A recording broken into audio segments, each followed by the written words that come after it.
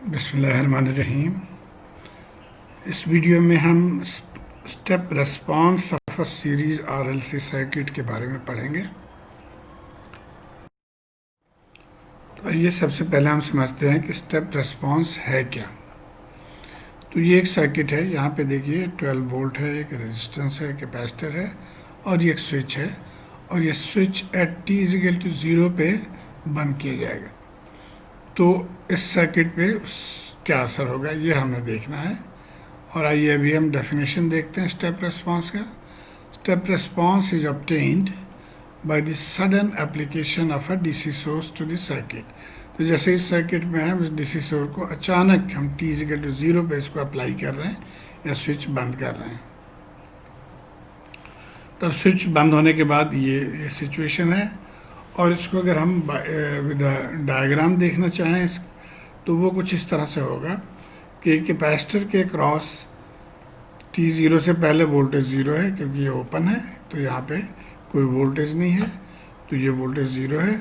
और t0 के बाद आपने अचानक 12 वोल्ट अप्लाई कर दिया तो ये 12 वोल्ट कैपेसिटर के क्रॉस अपीयर होगा।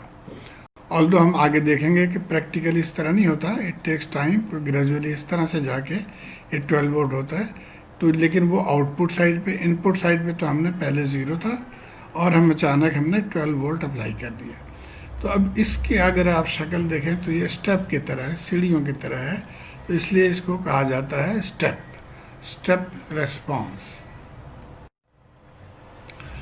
अब अगर आप सोर्स फ्री आरएलसी सर्किट को रिकॉल करें जो हम पहले पढ़ चुके हैं, तो उसमें ये 3 कंडीशंस आते थे। ओवरडैम्प्ड केस में हम इस इक्वेशन को यूज़ करते थे, क्रिटिकली डैम्प्ड में हम इसको यूज़ करते थे, और अंडर डैम्प्ड केस में ये यूज़ करते थे। और ये तीनों जब अल्फ़ा ग्रेटर देन ओमेगा है, अल्फ़ा इक्वल टू ओमेगा और अल्फ़ा लेस देन ओमेगा, वो कंडीशंस थे यहाँ पे। अब आइए इससे मिलता जुलता यहाँ पे इसका रिस्पॉन्स होगा step response of a series RLC circuit. एक तो करंट के बजाय वोल्टेजेस, यहाँ पे हम वोल्टेजेस इक्वेशन सॉल्व करेंगे, पहले फर्स्ट चेंज ये है। और दूसरी बात ये है कि आप देखें कि इसके साथ Vs ऐड हो गया, यानी एक सोर्स ऐड हो गया। और ये सोर्स इसलिए ऐड हो जाता है कि जब हम इसको स्विच को बंद कर देते हैं तब इस सर्किट के साथ एक सोर्स अटैच हो जाता है, तो इसलिए तमाम के साथ हम Vs लिख देंगे। बाकी इक्वेशन तकरीबन वही पैटर्न है।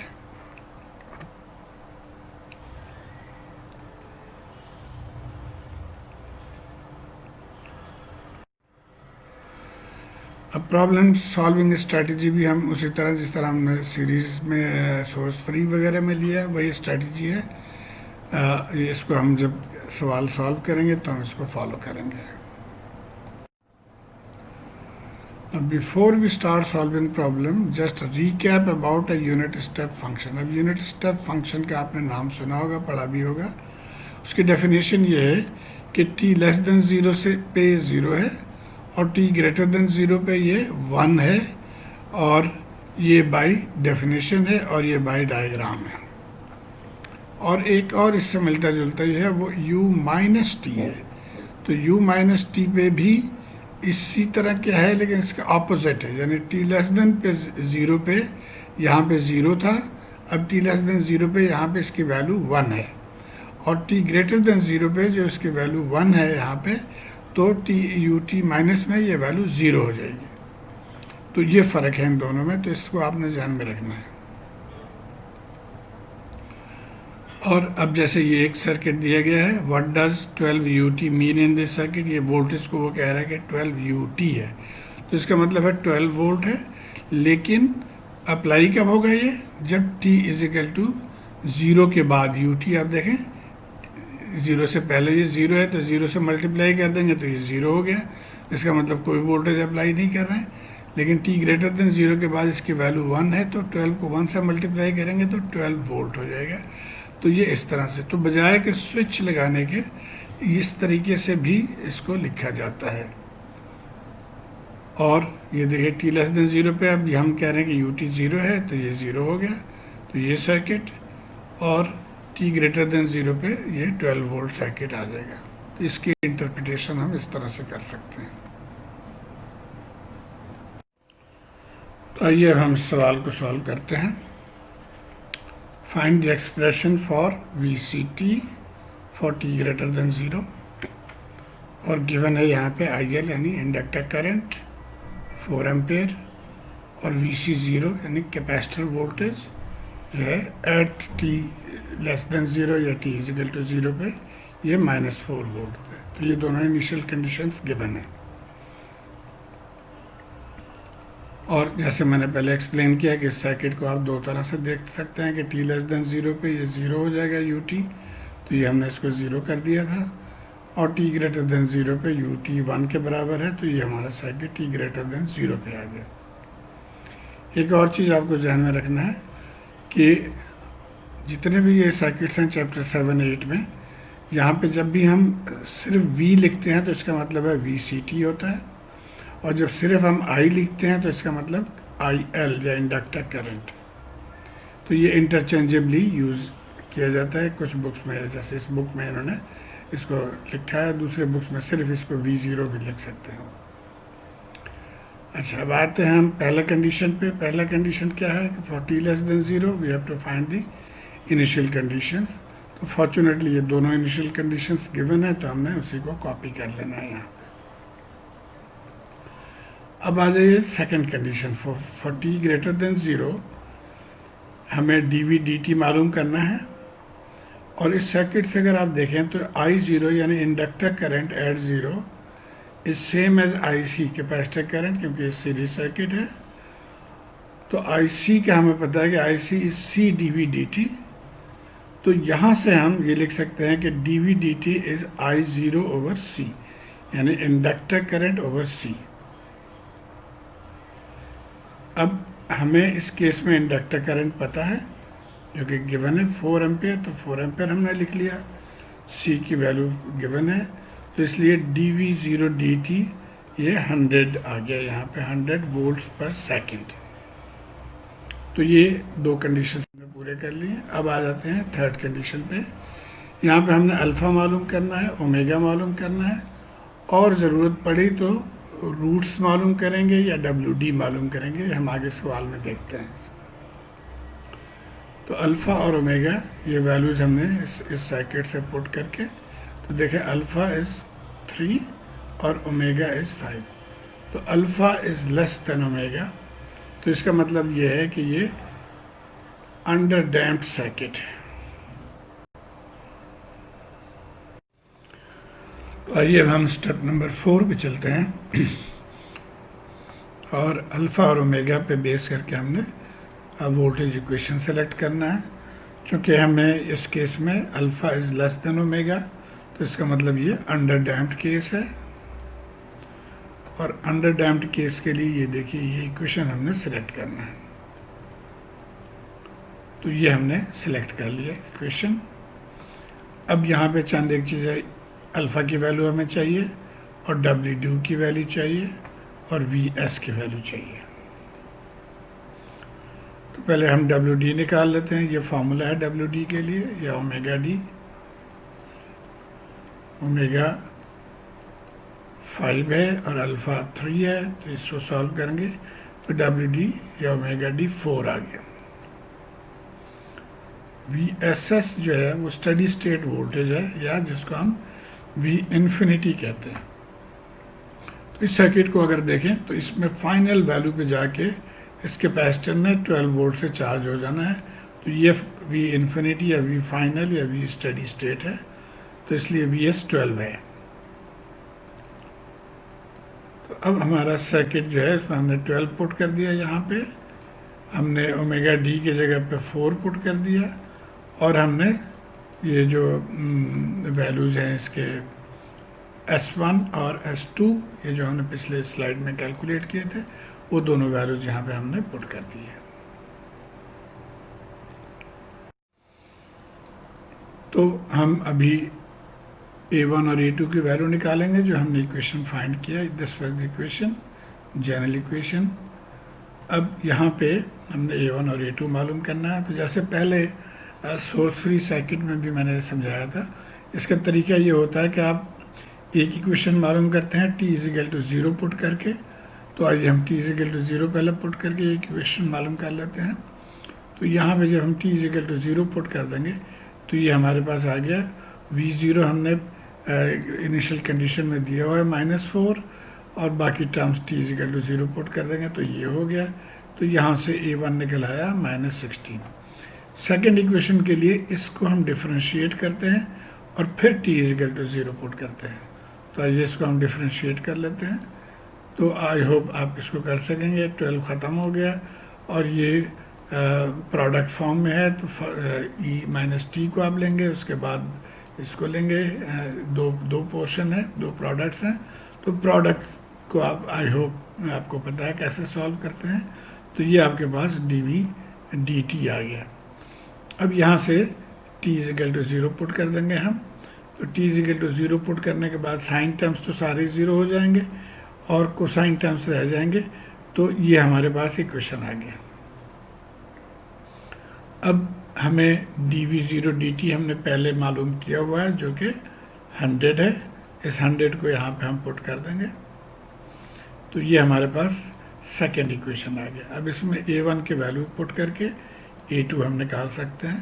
तो a2 13 आ गया। सो नाउ हम वी हैव a1 और a2 दोनों ही हमारे पास है। अब मेन इक्वेशन में a1 और a2 की वैल्यू पुट करके हम फाइनल इक्वेशन जो है हमारा, ये हमारे पास फाइनल इक्वेशन आ गया, या कंप्लीट सोल्यूशन ये है। और सवाल करते हैं। ये बुक में ये सॉल्व है, 3 हिस्सों में सॉल्व किया गया है। 8.71 हम यहाँ पे हम सिर्फ फर्स्ट पार्ट को करेंगे। ये रेजिस्टेंस की वैल्यू 5 है, इसको चेंज करके 3 सवाल बनाया है। तो ये बाकी 2 सवाल हम अगले वीडियो में करेंगे। अब ये हमारे पास ये सर्किट है, हमने VT मालूम करना है और IT भी मालूम करना है। तो ये जहन में रहे कि 2 चीज़ें मालूम कर। तो पहले VT मालूम कर लेते हैं। तो VT के लिए वही पहला कंडीशन है कि I0 V0 मालूम करना। अब यहाँ पे गिवन नहीं है, तो हम इस सर्किट को देखेंगे कि T0 से पहले इसकी क्या कंडीशन है। तो अब ये देखें T0 भी ये खोल रहा है, तो इसका मतलब T0 से पहले ये बंद है। तो अब ये हमारे पास सर्किट है, T0 से पहले ये स्विच बंद है।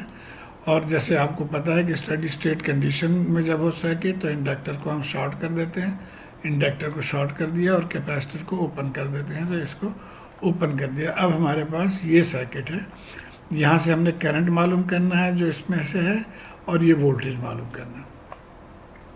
तो ये आपको नज़र आ रहा होगा, ये 24 वोल्ट है, 5 ओम रेजिस्टेंस है और 1 ओम रेजिस्टेंस है। तो यहाँ से करंट जो है 24 डिवाइडेड बाई 5 + 1, तो ये हमारे पास 4 एम्पेयर करंट इसमें से आ गया। अब ये वोल्टेज वही है जो इसके क्रॉस वोल्टेज है। तो करंट हमें पता चल गया 4 एम्पेयर और 1 ओम रेजिस्टेंस है। तो 4 × 1, तो 4 वोल्ट जो है वो कैपेसिटर वोल्टेज या V0 आ गया। तो ये फर्स्ट हमारे पास जो कंडीशन है वो हमने पूरा कर लिया।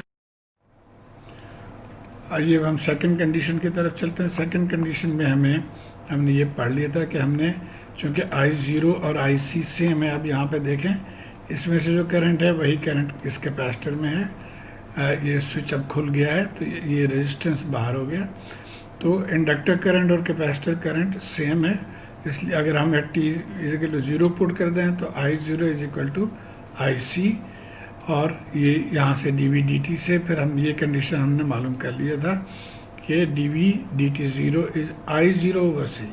अब I0 हमने पिछले स्लाइड में कैलकुलेट किया था 4, C की वैल्यू डाल देंगे तो dv dt 0 16 निकल आया यहाँ से। तो सेकंड कंडीशन हो गया। अब थर्ड में हमने अल्फ़ा और ओमेगा मालूम करना है, यही सर्किट है। अल्फ़ा के वैल्यू 2.5 कैलकुलेट कर लिया हमने और ओमेगा 2 आ गया। तो अब चूंकि alpha is greater than omega तो ये ओवर डैम्प्ड केस है, और ये हमारे पास 3 ऑप्शंस थे, हमने शुरू में डिस्कस किया था। ओवर डैम्प्ड के लिए हमने इस इक्वेशन को सिलेक्ट करना है, तो ये इक्वेशन हमने सिलेक्ट कर लिया। अब आइए अगले स्लाइड। अब आते हैं हम स्टेप नंबर 4 पे। अल्फ़ा और ओमेगा की वैल्यू हमने मालूम कर लिया है और उसके ऊपर बेस करके हम वोल्टेज इक्वेशन मालूम करेंगे। और पिछले स्लाइड में हमने कह दिया था कि ये चूँकि ओवरडैम्प्ड केस है तो ये हमारा वोल्टेज इक्वेशन होगा। अब यहाँ पे दो चीज़ें अननोन है, S1 और S2, और उसके बाद VSS, और उससे आगे फिर हम A1 और A2 मालूम करेंगे। तो पहले ये दोनों देख लेते हैं हम।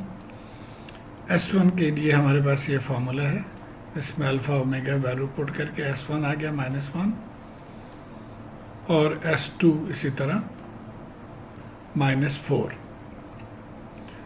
अब आते हैं हम VSS की तरफ। अब ये देखिए हमारा स्टडी स्टेट कंडीशन आ गया, t ग्रेटर देन 0 पे। इंडक्टर अब शॉर्ट हो गया, कैपेसिटर ओपन हो गया। अब ये कैपेसिटर कितने वोल्ट पे चार्ज होगा वो हमने देखना है कि यहाँ चूँकि और कहीं पे ड्रॉप, इसके क्रॉस कोई ड्रॉप नहीं है और ये अब ओपन कंडीशन है, तो जो वोल्टेज यहाँ पे है वही वोल्टेज यहाँ पे है, यानी 24 वोल्ट। तो वही 24 वोल्ट इसके क्रॉस है क्योंकि ये ओपन है और इसमें से अब कोई करंट फ्लो नहीं कर रही है। तो इसका मतलब VSS जो है वो 24 वोल्ट, VSS या V फाइनल भी कहते हैं 24। तो अब हम इस इक्वेशन में ये वैल्यूज पुट कर देंगे तो ये हमारे पास आ गया, इसको जनरल इक्वेशन में कहता हूँ। अब यहाँ से हमने A1 और A2 मालूम करना है। तो A1 और A2 के लिए आपको याद होगा कि हम पहले t = 0 पुट कर देते हैं। t = 0 पुट करने से ये आ गया हमारे पास V0 = 4 और ये राइट हैंड साइड पे 24 A1 A2 आ गया। इसको सिंप्लीफाई कर लेंगे तो ये एक इक्वेशन आ गया। एक और इक्वेशन चाहिए, उसके लिए हम इसको डिफरेंशिएट करते हैं और फिर t = 0 पुट करते हैं।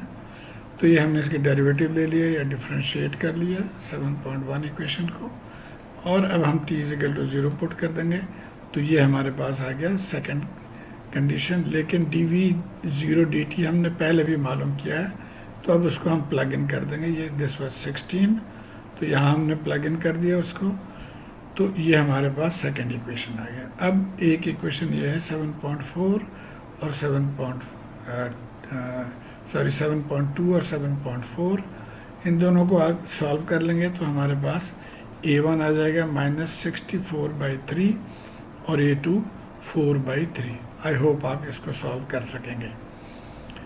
अब हम प्लग इन कर देंगे ये वैल्यूज़ जो हमारा जनरल इक्वेशन है इसके अंदर, तो ये हमारा फाइनल रिजल्ट आ गया वोल्टेज के। तो लेकिन सवाल में वोल्टेज और करंट दोनों मालूम करने को कहा है, तो चले हम अगले स्टेप पे चलते हैं, करंट कैसे मालूम करेंगे।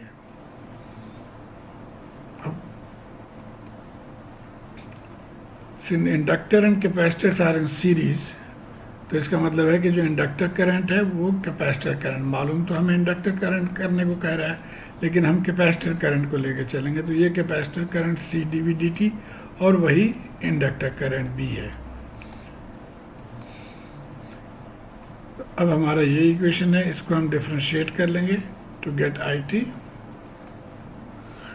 तो इसको C dV dt, C की वैल्यू 0.25 और डिफरेंशिएट ऑफ दिस इक्वेशन, इसको फिर सॉल्व कर लेंगे तो कुछ इस तरह से आ जाएगा। और इसको मज़ीद आप नीट करके लिखें तो ये हमारा फाइनल आंसर आ जाएगा IT का। एक चीज़ यहाँ पे गौर करने वाली है कि जब आप इसमें t = 0 पुट कर देंगे तो ये देखिए e⁻0 1 हो गया, यानी यहाँ पे 4, ये e⁻0 से 1 हो गया तो 4 - 1 3 हो गया और 3 कट जाएगा तो 4 रह जाएगा, यानी t = 0 I0 = 4 जो कि हमने पहले निकाला है। इसका मतलब ये जो रिज़ल्ट हमने निकाला है ये बिल्कुल सही है। तो उम्मीद है आप समझ गए होंगे कि इस तरह के सवाल कैसे करते हैं। शुक्रिया।